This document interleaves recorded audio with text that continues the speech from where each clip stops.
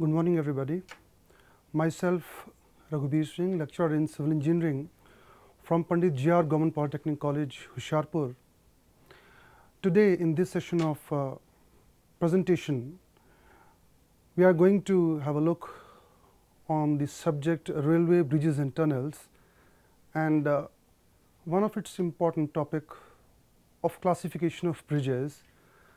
We will see how can we classify the bridges. Regarding the contents of today's presentation, we will start up with the basic definition of bridge engineering. What is a bridge? What are its component parts? A general look regarding the bridges. Then we will move to the classification of bridges according to life, according to span length, according to purpose, and according to the material used for construction. Now, starting up with the definition of bridge engineering. What is bridge engineering? It is a branch of civil engineering dealing with the design part, construction, and maintenance of bridges. So, bridge engineering is dealing with all these three aspects regarding design, construction, and maintenance. Coming to the definition of a bridge, what is a bridge? A bridge is a drainage structure which facilitates a communication route for carrying road or railway traffic across an obstruction, just like here we have river as an obstruction, or a depression, like here a valley part, with or without water. Now, this obstruction is with water, this is without water. So, it's basically a drainage structure facilitating the communication route. Regarding the components part of bridge, we have two different parts of bridge, the superstructure part denoted by A and the substructure part denoted by B. We will see one by one regarding superstructure and substructure. Now, in superstructure, it is the upper part of the bridge consisting of beams, arches, suspension cables, girders, and trusses. All these parts are included in the upper part of the bridge, as you can see here also. Now, this is the superstructure part. It is carrying the bridge girder, the railing part, this is the railing of bridge, the approaches. So, these are included in the superstructure of bridge. Then very important, the carriageway is supported over which the traffic moves with safety. Carriageway is supported along with the parapet or railing. Now, watch this particular diagram of a bridge. In this particular part is considered as the carriageway on which this train is moving. So, in this full view of a bridge, the upper part, it's showing the superstructure. This is the superstructure above this, and the part where this train is moving, it is the carriageway. Regarding substructure, substructure is the lower part of the bridge. Now, this is the lower part of a bridge, it is the substructure, and the substructure includes the approaches, abutments, piers, and foundation, and basically it is supporting the superstructure. Once again, watching the same diagram, now below this part is included in substructure, including the foundations. Abutments, you can say that these abutments are like columns, but these are the outer columns of a bridge having wider dimensions than these two columns. These two columns are piers, and the outwards columns are termed as abutments. So, abutments has more dimension, they are more thick, more heavier as compared to pier. So in this way we can say a bridge consists of two different parts, the superstructure and the substructure part. Now coming directly to the classification of bridge. Now we classify bridges depending upon the following factors. The very first factor is according to the material used in the construction. Whatever material we are using in the construction of bridge, on that basis we classify bridges as masonry bridges, the bridges consisting of stones, maybe bricks, then the iron and steel bridges. The third one, RCC bridges, the reinforced cement concrete bridges, and very common nowadays and very prevalent, the prestressed concrete bridges. These are the four categories of bridges according to the material used in construction. Now looking one by one, now this is the stone bridge at Sumner County, US. Now as you can see, this bridge is consisting of stone, the foundation part, the piers, the abutments, and this is the carriageway of this stone bridge. One of the view of a stone bridge or a stone masonry bridge in US. Coming to the second one, the RCC bridge. Once again, this is a bridge in Florida, US, which is under construction nowadays, and this RCC bridge is over the intercoastal waterway in Florida. Now this particular bridge consists of RCC material, the reinforced cement concrete material. As we all know that mainly it consists of the reinforcement part and the cement concrete. It's a composite material, so such bridges are termed as RCC bridges. The third one, which I should say, the pre-stressed bridges. Now this is again one of the stressed ribbon pedestrian bridge. It is not for the vehicles, but it is a pedestrian bridge. Once again, it is over the Rogue River, Oregon, USA. It's already constructed, just used by the pedestrians, and basically it is a stressed bridge or pre-stressed bridge. Now this is the latest technique in present days in civil engineering. We are using all the pre-stressed components, just like the electric poles or the railway sleepers. Similarly here also, this bridge looks like RCC, but basically it is pre-stressed, and very main technique which we are using nowadays, using the pre-stressed tendons, and by anchoring them we get more strength as compared to RCC in these pre-stressed bridges. So these are third type of bridges, the pre-stressed bridges. Now regarding steel or iron bridges, this is one of the cantilever bridge, the riveted steel truss cantilever structure. Once again, a very famous bridge in Quebec, Canada, and regarding its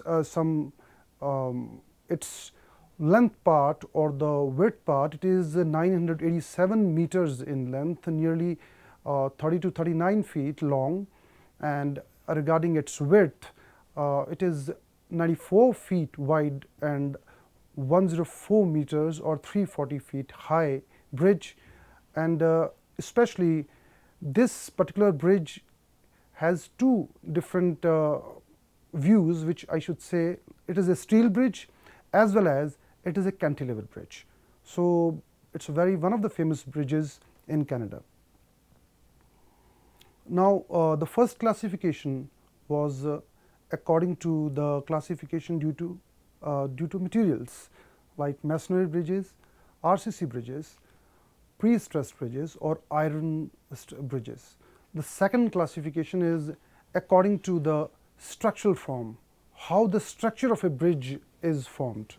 Now structurally the beam can be of I beg your pardon, the bridges can be of beam type bridges, it may be arch type bridges, and it may be suspension bridges. Now, according to the structure, we have three categories: the beam type, the arch type, and the suspension type. Now, one by one, once again, we will have a look on these three types. The very first type is the beam type bridge. Now, this term is very common. A beam, a horizontal structural member in a particular building. So, in this type of bridge, two parallel beams with flooring supported by piers. Now, piers are columns, these are like columns acting in bridges. So, we have two parallel beams with a flooring over it, and it is supported by piers, and the span can be supported by trestle. Moreover, these beam type bridges, these are very solid bridges. These are used for heavy over or underpasses or small stream crossings. The use of these beam type of bridges, like we have sometimes we have covered bridges. So, covered bridges are a very good example of beam type bridges, like as you can see in this bridge. Now, these are the supporting piers, and this particular floor is acting as a beam. We have two beams with the floor here. So, this is a very simple example of a beam type bridge. Moving to the second type of bridge, according to the structural form, we have arch type bridge. Now, in arch type bridge, as such, there is no restriction that we have to provide how many arches. The arches may be one, or it may be more than one arches. And these arch type bridges, once again, it may be of any material. These bridges may be of masonry type. These arch bridges may be of RCC type, or these bridges may consist of steel or iron. Moreover, the roadway on the top of arches, or it is suspended by cables. We will see some clips of these arch type bridges. So, it may be suspended by cables also sometimes, like suspension arch bridges are there. So, in these arch type of bridges, the spans can be longer as compared to beam or truss type. Now, this is one of the main advantage of these arch type of bridges, that we can have spans longer than the beam type or truss type of bridges. Now, look at this arched shaped 2D view. As you can see, this is the arch we are providing. These are number of arches we have provided here. Now, basically, this is a bridge with a road level here. This is the parapet railing over which the vehicles can cross, and this is the curtain wall, the masonry arch, and the abutments. So, this is a general view of arch shaped bridge, but when we practically watch it, now it looks like, now look, this particular bridge at Sydney, Australia, this is an arch bridge, which is a steel bridge. It's a steel arch bridge, I should say, one of the famous bridges in Sydney, Australia, giving you a very clear view that how an arch bridge looks like. One more view of the arch bridge. Now, this is a masonry bridge, a very famous Pont du Gard ancient Roman aqueduct bridge. You can see how vast and heavy structure is it, that it's giving a very clear view of the arches. There are a number of arches, as you can see, 1, 2, 3, 4, 5, 6, 7, 8, and so on. It has number of arches. So, there is no restriction to the arches. It all depends how much span is required, and this is one of the very attractive bridges, the Pont du Gard bridge of the Roman architecture. Now, coming to the third type of bridges, the suspension type of bridges. Firstly, we have seen the beam type of bridges, then the arch type of bridges. Now, coming to the suspension type of bridges. Now, these bridges, the roadway hangs from the vertical cables in these bridges, supported by the overhead cables strung between two or more towers. We will see in the diagram also. once again, in suspension type of bridges, longest spans are possible. Just like in the arch bridges, the longest spans are possible in these suspension type of bridges, but these are very costly as compared to other two, and suspension type of bridges are comparatively difficult to design. If we compare this suspension bridge with the beam bridge, then beam bridge is comparatively easy to design as compared to these suspension type of bridges. These are difficult to design, and one of the drawbacks, you can say the limitations of this suspension type of bridge, it is highly susceptible to winds and swing. Since it consists of cables and it's suspending, so naturally these are susceptible to winds and swing. It may sway. So I think with the stability point of view, this is comparatively not that much stable as compared to the beam one. Then the cables can be up to 3 feet in diameter. Now you can see how strong the cables are which we are using for the suspension type of bridges. The cables we are using, those cables are 3 feet in diameter in suspension type of bridges.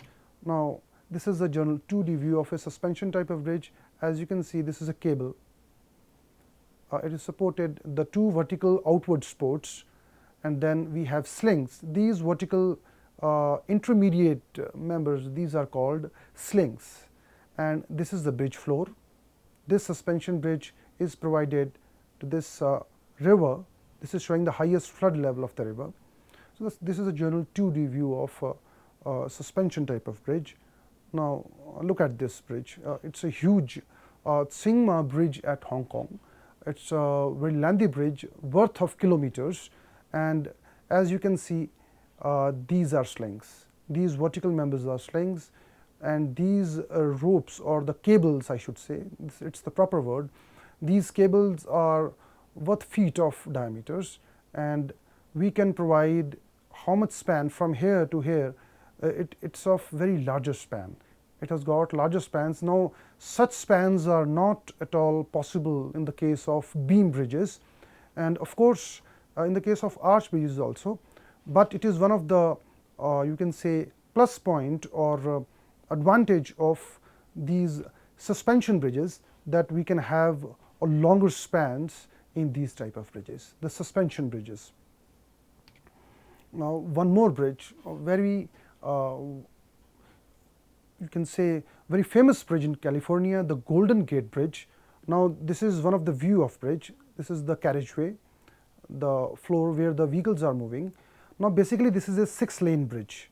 In bridge 6 lanes are provided, and it is worth 2.6 kilometers long. This is another view of Golden Gate Bridge at California, and due to this these particular gates, these are with a golden color, these are mentioned as the Golden Gate Bridge at California, very famous 6-lane bridge. Now this is something regarding the suspension bridge. Once again, just have a look on these bridges, how huge they looks like and how long the spanners are there. The first one was the Tsingma Bridge at Hong Kong, and the second one which we have just seen, this is a Golden Gate Bridge at California, US, a 6-lane bridge with a length of 2.6 kilometers. Now the third classification.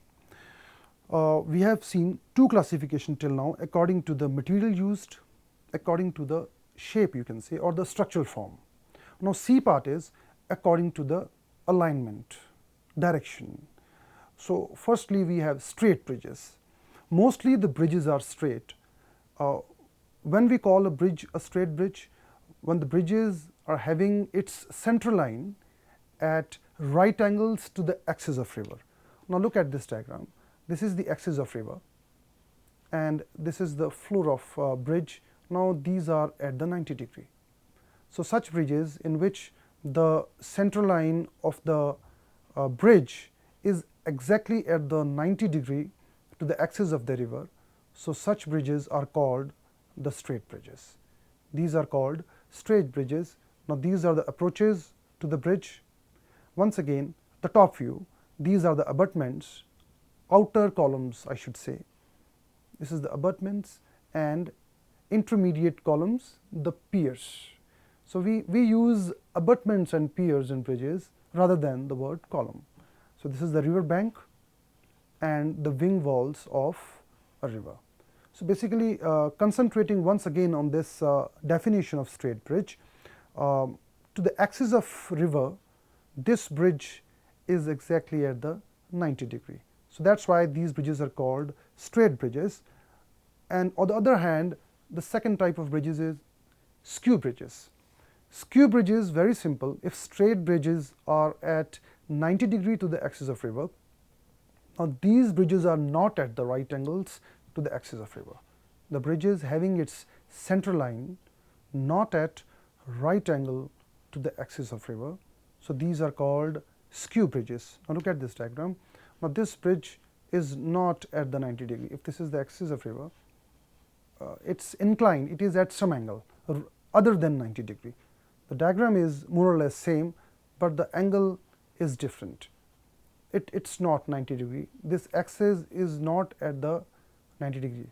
However, it is written 90° here, but this angle is more or less than or more than 90°. Look at this diagram.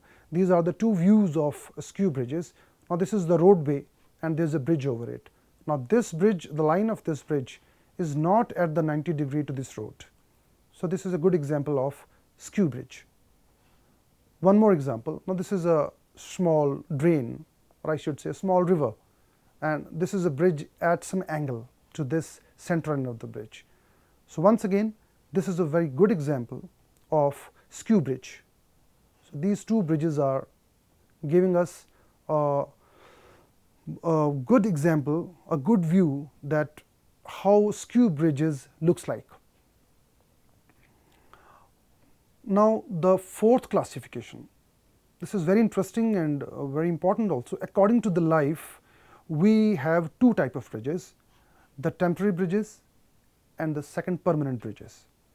Now in temporary bridges, these are the bridges constructed as well as maintained at low cost, and these are having short span of useful life. That's why they are called the temporary bridges, because the bridges constructed are at the low cost are having the short span of useful life.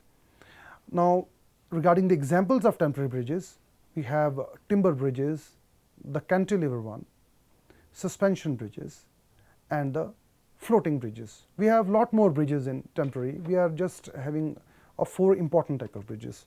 Now look at one by one. This is a timber bridge, a diagram of a timber bridge. It is consisting of all the wooden part, the wooden planks. Now these are the wooden legs, the beams, once again wooden beams, and we are putting planks on it and the premix carpet, and your timber bridge is ready. Now this is the truss of a timber bridge. One of the view of a timber bridge, this is the top chord, these are floor beams and space for the, here you can put planks over it and the bridge is ready. So this is a timber bridge. Look at this diagram. Now this is giving a very good view of a timber bridge. It is a timber truss bridge, a timber bridge but giving a view of truss, a small span timber truss bridge. Now look at this diagram. This is a log bridge. Why it's called a log bridge? It is consisting of the wooden logs. This is these logs are acting as beams. So we have put all the small logs in the transverse direction and put some and made a path of mud over it. So it's a temporary bridge. Mostly these type of bridges are used by armies during the wars, or when it is required to construct a bridge in a very short time. So these are the log bridge or the timber truss bridge. Second type of bridges, the temporary bridges, the pontoon bridges. Very interesting. These bridges are also called floating bridge or the bridges of boats. Boat bridge, this is also called boat bridge. So it floats on water. It looks very odd when we say the bridge is floating on the water. it floats on the water, and in which barge of boat-like pontoons supports the bridge deck. The floor of the boats are acting as the bridge deck, and all the dynamics load coming over the bridge are taken by this bridge deck. Secondly, this particular bridge is, once again, it is floating on the water, and it can be disassembled and moved to a new site. Once again, it looks very strange, but yes, it's true that it can be disassembled and it can be moved to a new site. Now look at this bridge. This is a bridge of boats constructed in World War I, when it is required to move from this part of the bank of river to that part. So this is once again a boat bridge, and once again this bridge is indicating how army can use these type of bridges very usefully during the wars. So these two bridges are giving a good example of pontoon bridges or the boat bridges.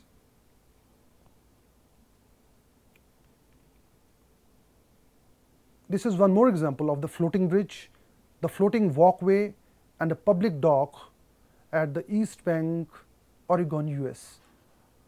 I have shown maximum clips of from the US, since they are giving a very good aesthetic and technical view of different type of bridges. Now this floating walkway, it's constructed in Oregon, US, and as you can watch, this is a floating walkway. It's floating, so it can be disassembled if required.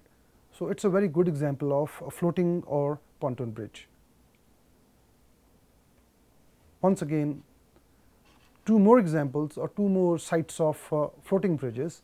Now as you can see, this is a view, one of the view of floating bridge. This is another view of floating bridge. So these are very useful whenever it's not possible to invest much more money for the RCC bridges, for the pre-stressed bridges. So these are we have the options of these floating bridges also. The another type of temporary bridges, bascule bridges. Once again, these are movable bridges. One or two sections are not supported by the piers in these bridges. These are balanced on one end by the counterweights. Third, the section jackknives up to allow passage of ships, and these are the most common type of highway drawbridge. Now look at this diagram. These are the bridges, bascule bridges, lifting bridges. You can lift the both parts of these bridges, and any boat or steamer can pass over it. We have lot of examples of these temporary bridges. These are called lifting bridges also. These are movable, also called the bascule bridges. These are movable. As I have mentioned, these are balanced on one end by counterweights. Now look at this diagram. We can lift this part and this part only if we have some counterweights here. So some counterweights are put here to lift these bridges whenever required. Otherwise, these are put down and you can use this bridge as a bascule bridge. So whenever you have to pass some boat or steamer from here, then and then only it is required to lift these bridges. So these are the bascule type of bridges.